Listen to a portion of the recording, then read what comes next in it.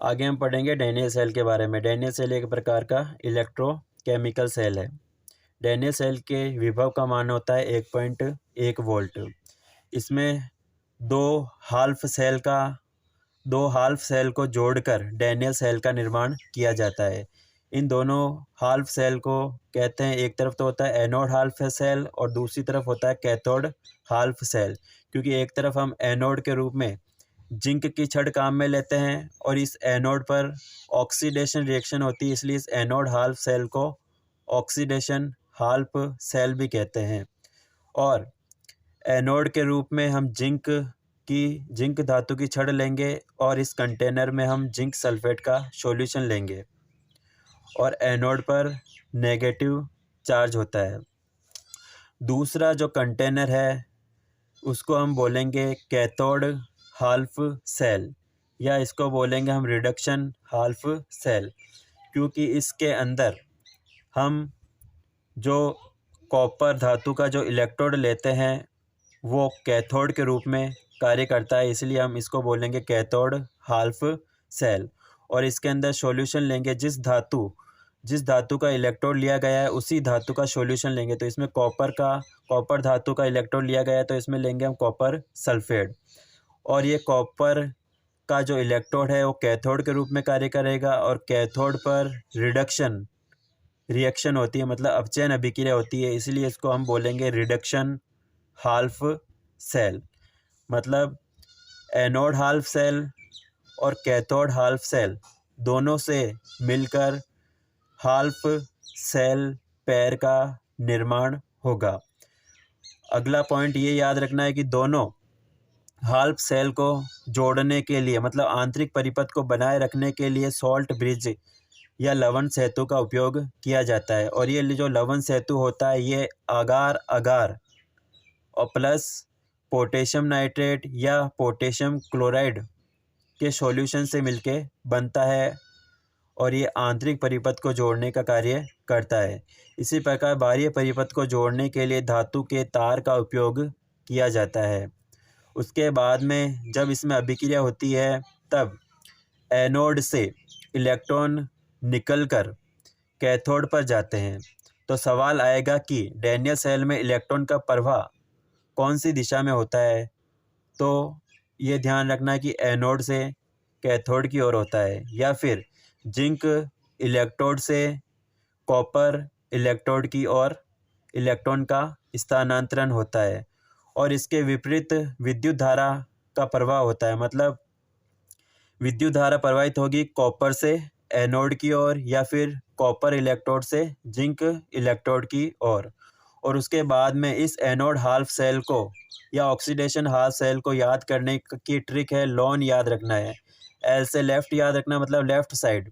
ओ से ऑक्सीडेशन याद रखना है, मतलब ऑक्सीडेशन अभिक्रिया होगी। ए से एनोड याद रखना है, मतलब ऑक्सीडेशन अभिक्रिया कहाँ पे होगी, एनोड पे होगी। और एन का मतलब है नेगेटिव, मतलब एनोड पे कौन सा चार्ज है, नेगेटिव। इस तरह से इसको याद रखना है। एनोड हाल्फ सेल को ये इस तरीके से याद रखेंगे तो अगला अपने आप ही याद हो जाएगा। इसका उल्टा याद रखना, मतलब ये लेफ्ट साइड है तो अगला हो जाएगा राइट साइड। यहाँ पे ऑक्सीडेशन हो रहा है तो अगले में हो जाएगा रिडक्शन। यहाँ पे एनोड है तो अगला हो जाएगा कैथोड। ये नेगेटिव चार्ज है तो अगले पे हो जाएगा पॉजिटिव चार्ज। इस प्रकार ये डैनियल सेल की संरचना होती है।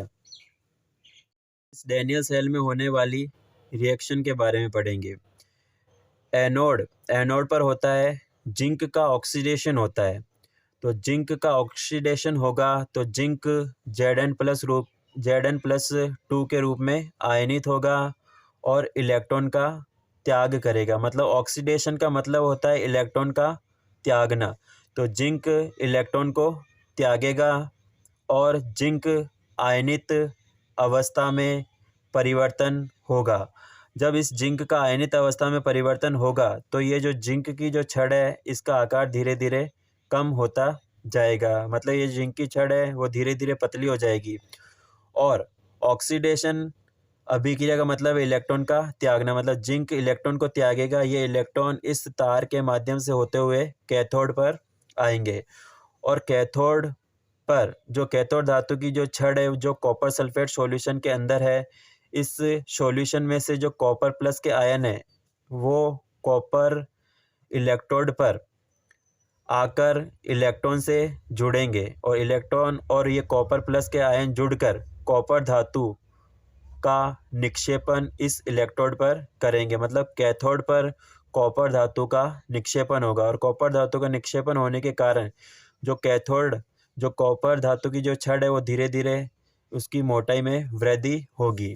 मतलब इस रिएक्शन में जिंक धातु की जो छड़ है उसकी मोटाई में कमी आएगी, मतलब ये पतली होती जाएगी और जो कैथोड जो कॉपर धातु की जो छड़ है उसके आकार में वृद्धि होगी। मतलब इसका जो आकार है मतलब इसकी जो मोटाई है वो धीरे धीरे बढ़ती जाएगी।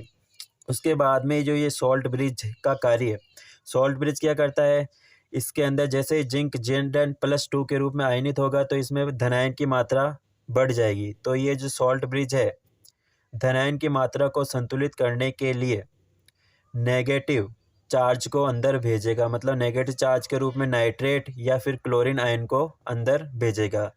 इसी प्रकार कैथोड हाल्फ सेल के अंदर जो ये धनायन है ये इलेक्ट्रॉन से जुड़ जाएंगे, मतलब धनायन की कमी हो जाएगी और जब धनायन की कमी होगी तब ये सॉल्ट ब्रिज बाहर से धनायन को ये कैथोड हाल्फ सेल के अंदर भेजेगा।